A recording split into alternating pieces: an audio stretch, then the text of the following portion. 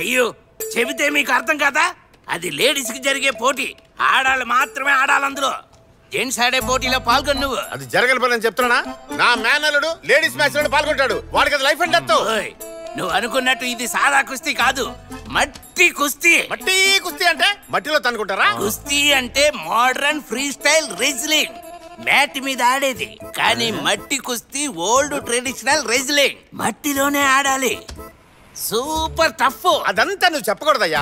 మేమంతా పుట్టినప్పటి నుంచి మట్టిలోనే దొరిలాం. గిల్లి, గోలి, బొంగరం, కోతుకొమ్మచ్చి, చుక్చుక్కు బిళ్ళ, తొక్కుడు బిళ్ళ, కర్రసాము, ఇలా మేము ఆడిన ఆటలన్నీ జీవితంలో వాడుంటావా? మేమందరం మట్టిలో మాటికెళ్ళయ్యా. నువ్వు మట్టి వాగుడు ఆపి మా అల్లుడి పేరు రాసుకో ముందు. Hello sir. అవును సార్, బాగా నసగాళ్ళ ఉన్నారు. ఇదిగో వస్తున్నారు. ఈడే ఒక పొట్టి నస, మన్న నస అంటున్నాడు. వెళ్ళు, నువ్వు వచ్చాక చెప్తా.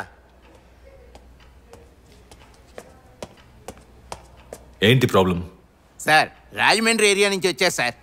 కీర్తితో కుస్తీ పట్టాలి, పోటీ పెట్టమని తన హస్బెండ్ ఒకటే నసపెడుతున్నాడు సార్. వాళ్ళిద్దరి మధ్య ఏదో సమస్య అనుకుంటా, అది ఎలా తీర్చుకుందాం అనుకుంటున్నాడు సార్. ఇంట్లో సమస్య అయితే దాన్ని ఇక్కడ తెలుసుకోవాలా? కోర్టుకు వెళ్ళమనవయ్యా, ఇడియట్స్. కోర్టుకి వెళ్తే ప్రాబ్లం తొందరగా తేలదు. వెంటనే సొల్యూషన్ కావాలనే కదా ఇక్కడికి వచ్చారు. అందరూ తప్పేంటి? అయితే మ్యాచ్ అరేంజ్ చేయమంటావా? ఏంటి నువ్వు? మ్యాచ్ అరేంజ్ చేస్తే తప్పేంటి? ఇంతకు ముందు హస్బెండ్ అండ్ వైఫ్ మ్యాచ్ జరగనేలేదు. జరిగితే ఆల్రెడీ పోటీలన్నిటికీ షెడ్యూల్ ఫిక్స్ చేశాం కదా సార్. స్పెషల్ కేటగిరీ మ్యాచ్ అని అనౌన్స్ చేస్తే పోలా, అంతా మన చేతిలో పనేగా. అచ్చరే, నువ్వెందుకు ఈ మ్యాచ్ జరిపించాలని అంత ఇంట్రెస్ట్ చూపిస్తున్నావు? కమ్ ఆన్, ఈ మ్యాచ్ జరిగితే నీకు నీ క్లబ్కే బెనిఫిట్. ఎలా చెప్పు? ఒక హస్బెండ్ వైఫ్ మ్యాచ్ జరిగితే పబ్లిక్ లో ఒక ఎక్సైట్మెంట్ ఉంటుంది. స్పాన్సర్స్ చాలా మంది వస్తారు, అడ్వర్టైజ్మెంట్స్ ఉంటాయి. మనం టికెట్ రేట్స్ పెంచి డబ్బులు బాగా లాగొచ్చు.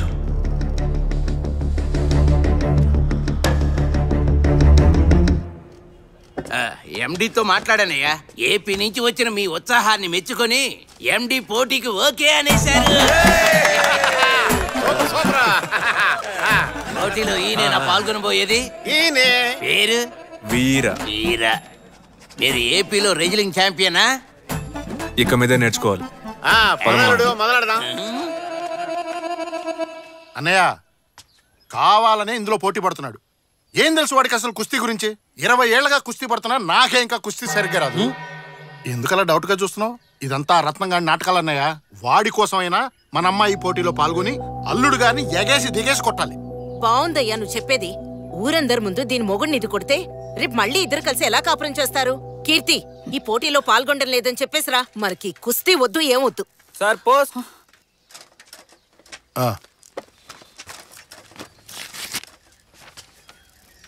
ఏంట్రా అది? పొగరు కాకపోతే ఎంత పని చేశారో చూడు. డైవర్స్ నోటీస్ పంపించారు వాళ్ళు. ఆవేశపడద్దు అన్నారు. ఇప్పుడు కూడా ఆవేశపడకపోతే ఎలా? విడగొట్టేద్దామనే. వీళ్ళంతా చూడాలన్నయ్య. భగవంతుడా,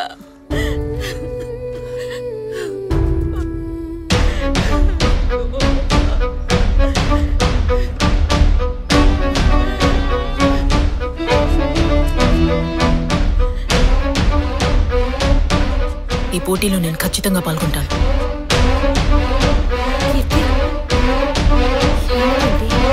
కోడాంగి కుస్తీ సమాజం ఏంట్రా, ఇదేదో తేడా ఉంది. ఈ ఏరియా మొత్తంలో ఈయనరా పెద్ద కుస్తీ పైల్వాన్. ఈయన దగ్గర నేర్చుకుంటేనే దాని మీద గెలవగలం.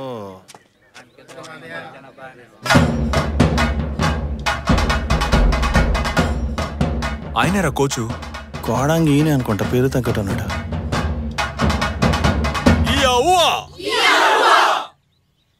రా పిచ్చుకొక్కరి సెంటర్ అరుతున్నాడు, ఈడేం కుస్తీ నేర్పిస్తాడు రా. ఏంట్రా నుంచుని చోట పరిగెడుతున్నారు?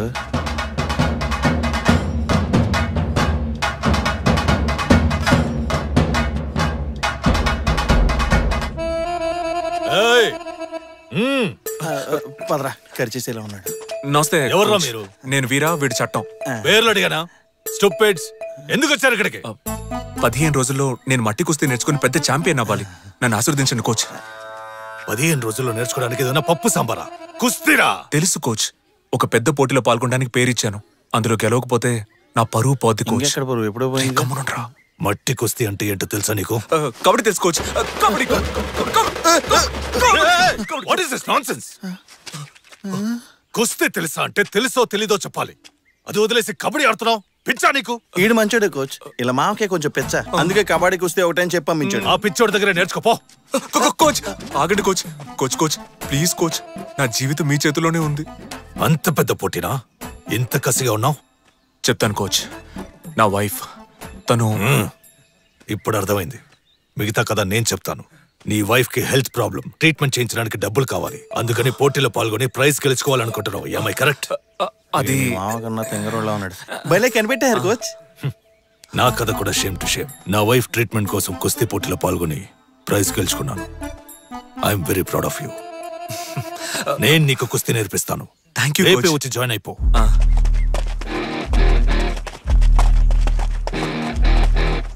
నువ్వు పోటీ పడేది నీ పెళ్ళంతో అన్న విషయం ఇది తెలిస్తే నిన్ను శతక్కొట్టి చెవులు మూయిస్తాడు.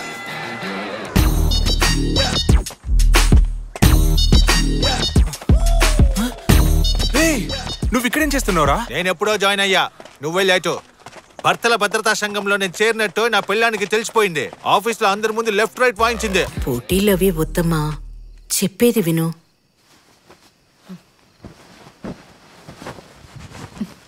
నీ ఇష్టం వచ్చినట్టేడు. నా మాట ఎప్పుడు విన్నావని? అయినా ఆడపిల్లకి ఇంత అహంకారం ఉండకూడదు. అందరూ అక్కడ ప్రాక్టీస్ చేస్తుంటే నువ్వు ఎక్కడే పెక్తున్నావు? లేదురా, మ్యాచ్ లో నేను ఓడిపోతానేమో అని భయంగా ఉంది. ఫీల్ అవుకో, నువ్వు ఖచ్చితంగా గెలుస్తావు. ఎలా చెప్తున్నావు? షార్పట చూస్తావా? చూశాను. అందులో రంగయ్య ఎవరి దగ్గర ట్రైనింగ్ తీసుకున్న ఎవరు గెలవాలా? చివరికి దిక్కులు చూసిన సమరానే గెలిచాడు. వెంకటేష్ గురు సినిమాలో చిన్నప్పటి నుంచే ట్రైనింగ్ తీసుకున్న వాళ్ళ అక్కని దాటి టీవీలో మ్యాచ్లను చూసి దాని చెల్లె గెలిచింది. ఇంకోటి చెప్పనా, తమ్ముడిలో బాక్సింగే జీవితం అనుకున్న అన్న క్యారెక్టర్ కన్నా చివరి దాకా దిక్కులు చూసిన మన పవర్ స్టారే కప్పు కొడతాడు. దీనిలో నీతేంటి? మ్యాచ్ లో గెలవడానికి దిక్కులు చూస్తే చాలు. నువ్వు బాగా దిక్కులు చూస్తున్నావుగా.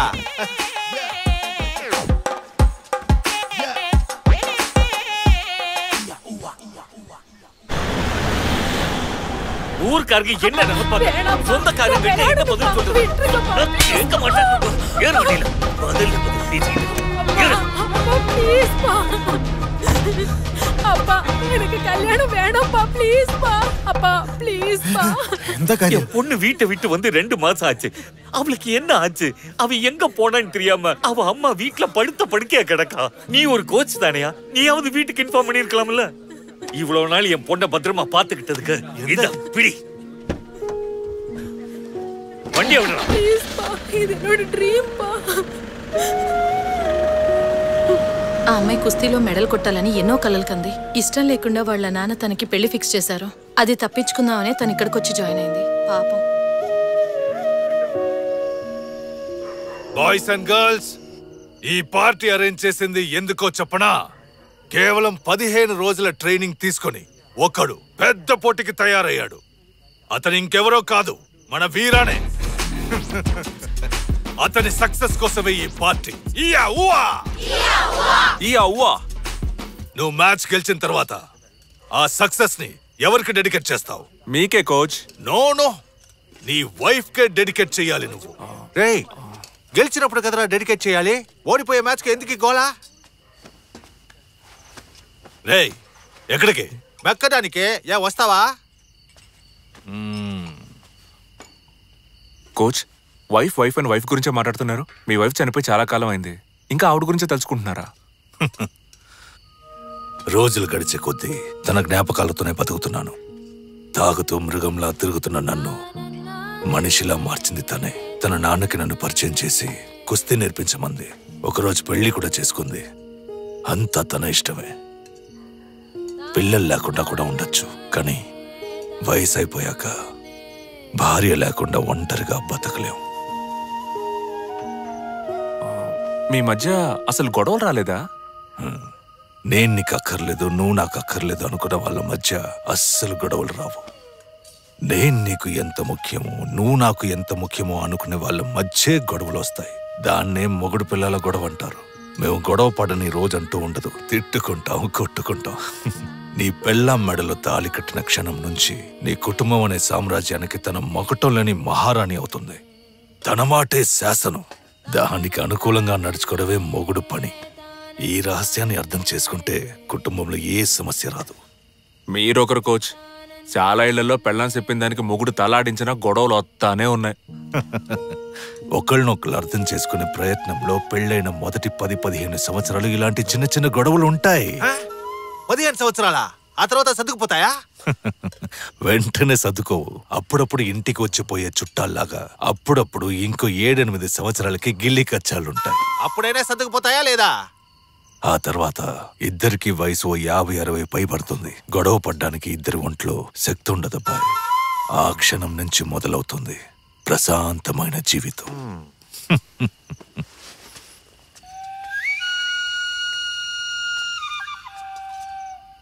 60 ఏళ్ల తర్వాత కలిసి బతికితే ఏంటి, చస్తాయి ఏంటి? కుస్తీ నేర్పించమంటే కూర్చోబెట్టి ఓతగా క్లాస్ పెగుతున్నాడు.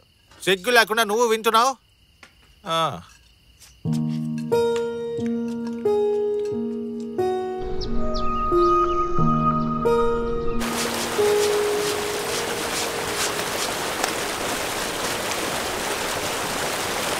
అతయ్య మామయ్యలేడా? బయటికి వెళ్ళారు. ఇప్పుడు వచ్చేస్తారు, కూర్చో.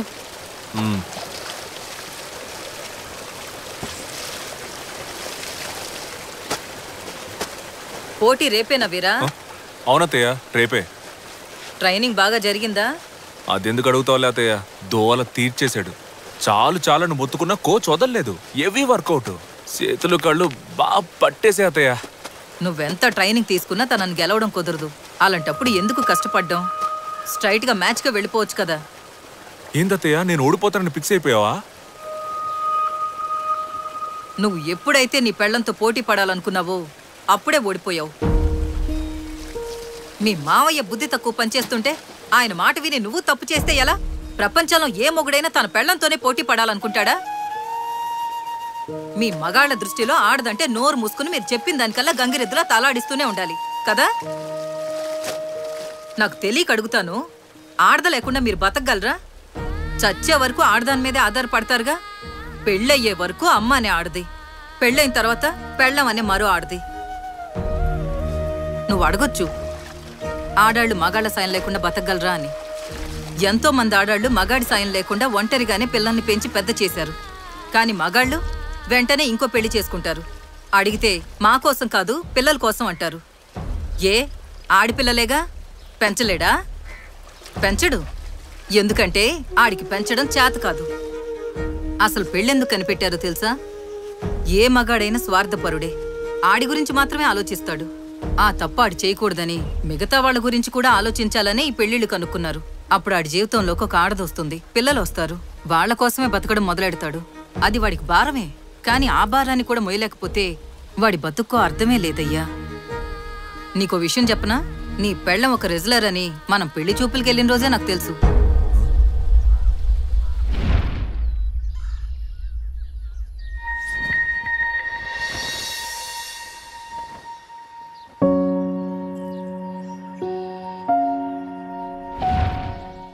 ఈ విషయం ఆ రోజే నాకెందుకు చెప్పలా? చెప్తే ఈ పెళ్లి చేసుకునేవాడివా? కీర్తి లాంటి ఒక అమ్మాయి నీ జీవితంలోకి వస్తే నీ లైఫ్ మారుతుంది, నువ్వు మారుతావని ఆశపడ్డాను. అందుకే నీకు చెప్పలేదు. వీరా, ఒకరోజు నువ్వు ఇంట్లో లేనప్పుడు కీర్తిని నేను గుడికి తీసుకెళ్లాను. రెస్లింగ్ ని పూర్తిగా మర్చిపోయావా? 48 రోజులు ఒక విషయాన్ని వదలకుండా చేస్తే వాళ్ళకి అది అలవాటైపోతుందంటారు. 15 సంవత్సరాలుగా రెస్లింగ్ మాత్రమే నాకు తెలుసు. ఎలా మర్చిపోమంటారు? అయితే మరి ఈ జీవితం ఎందుకు కావాలనుకున్నావు? మనమందరం కుటుంబానికి కట్టుబడిన వాళ్ళం. కుటుంబమా కెరియరా అన్న చాయిస్ వచ్చినప్పుడు కుటుంబాన్ని చూస్ చేసుకున్నాం మనం. నువ్వు చెప్పేది నిజమే. కానీ జీవితంలో ఏదైనా సాధించాలనుకుంటే కుటుంబం గురించి అంత ఆలోచించకూడదు. దేన్ని పట్టించుకోకుండా ముందుకెళ్తూనే ఉండాలి. ఆలోచించడానికి ఇది బాగుంటుంది. మిగతా దేశాల్లో ఆడాళ్ళు పోటీలో విన్ అవడానికి ఆపోజిట్ ప్లేయర్స్తో తలపడితే సరిపోతుంది. కానీ ఇండియాలో మాత్రం ముందు ఇంట్లో వాళ్లతో ఫైట్ చేసి గెలవాలి. దాంతోనే సగం జీవితం అయిపోతుంది. ఇంకింట్లో వాళ్ళని ఒప్పించడానికి మిగతా సగం అయిపోతుంది. ఈ లైఫ్ మరి నీకు నచ్చుతోందా? నాకు ఆయన నచ్చారు. చూడు వీరా, నీకెంతో అదృష్టం ఉంటే కానీ ఇలాంటి భార్య దొరకదు. తనతో కలిసి బతుకు. కాదని మీ మావయ్య మాటలు విన్నావనుకో, జీవితంలో నష్టపోయేది నువ్వే. అతయ్య, నువ్వేనా మాట్లాడేది? నేనేం చదువుకున్నాననుకుంటున్నావు? 4వ తరగతేగా. BA in English literature. అబద్ధాలాడే మా బాబు మీ మామయ్య కట్టబెట్టాడు. రేపేగా మ్యాచ్. చూసుకుందాం. కేరళనా ఏపీయా? సరే మాట్లాడదాం. ఉంటానా? అల్లుడు ఎప్పుడొచ్చావు? ఇప్పుడే వచ్చాను మామయ్య. కాఫీ ఏమైనా వచ్చిందా? వద్దు మామయ్య, నేను బయలుదేరతా. ఏంటి అల్లుడు కాఫీ ఇవ్వకుండా ఏం చేస్తున్నావే? మాట్లాడుతున్నాను. నువ్వు పెద్ద మాట్లాడుతున్నావు. పోయి కాఫీ తీసుకురాపా. 2 కాఫీ ఫుల్ స్ట్రాంగ్, 1 మీ 1 అల్లుడు. అల్లుడు కాఫీ ఫుల్ షుగర్, నా కాఫీ నో షుగర్. అర్థమైందా? పోయి తీసురా. అర్థమైనట్టు తలాడించేసి లోనకెళ్ళి షుగర్ కూటించేయకు. అసలే షుగర్ పొగలనంత ఉంది. ఏట్రా కొట్టం.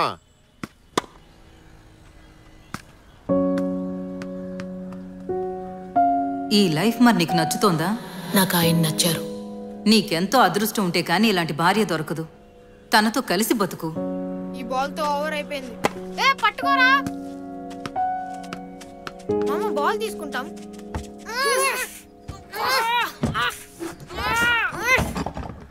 రే ఇటు రారా. గట్టిగా లాగండ్రా. రే ఏంట్రా అల్లరే? రీ రండ్రా వెళ్ళిపోదాం. మామ వచ్చాడు. సారీ మామ, అన్ని కింద పడిపోయాయి.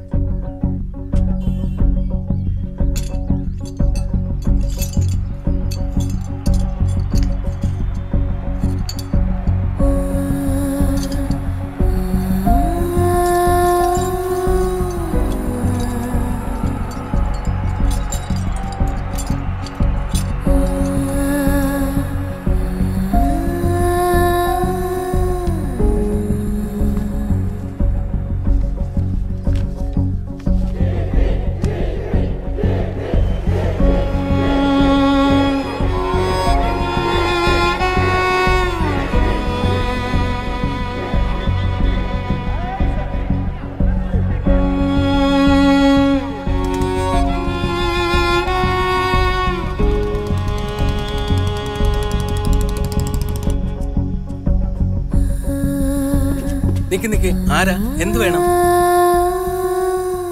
సార్ నా వైఫ్ లోన్ ఉంది. ഇവിടെ പെണ്ണുങ്ങൾ പ്രാക്ടീസ് ചെയ്യുന്ന പുറത്തുള്ളവർക്ക് ഇവിടെ പ്രവേശനമില്ല. చెప్పండి. సార్ నా వైఫ్ కీర్తి లోన్ ఉంది, తన కలవాలి. నేను లోపలికి రానివ్వట్లా. ఓ నువ్వే కీర్తి హస్బెండా? అవును సార్. నువ్వు ఇక్కడే ఉండు, నేను కీర్తికి ఇన్ఫార్మ్ చేస్తా. అలాగే సార్.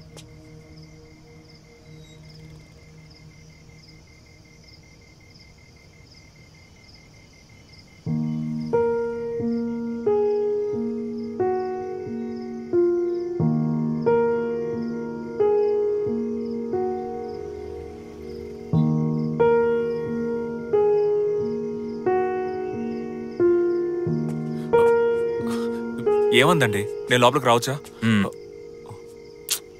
కీర్తికి నిన్ను మీట్ అవడం ఇష్టం లేదంట. నువ్వు మగాడివైతే పోటీలో గెలవమంటుంది. ఇక బయలుదేరు.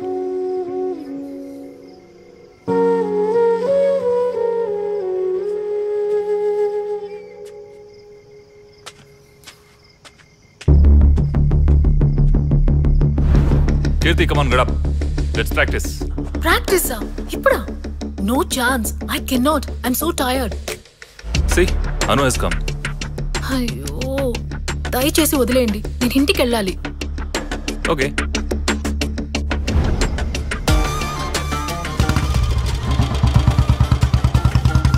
కోచ్, ఎవరది?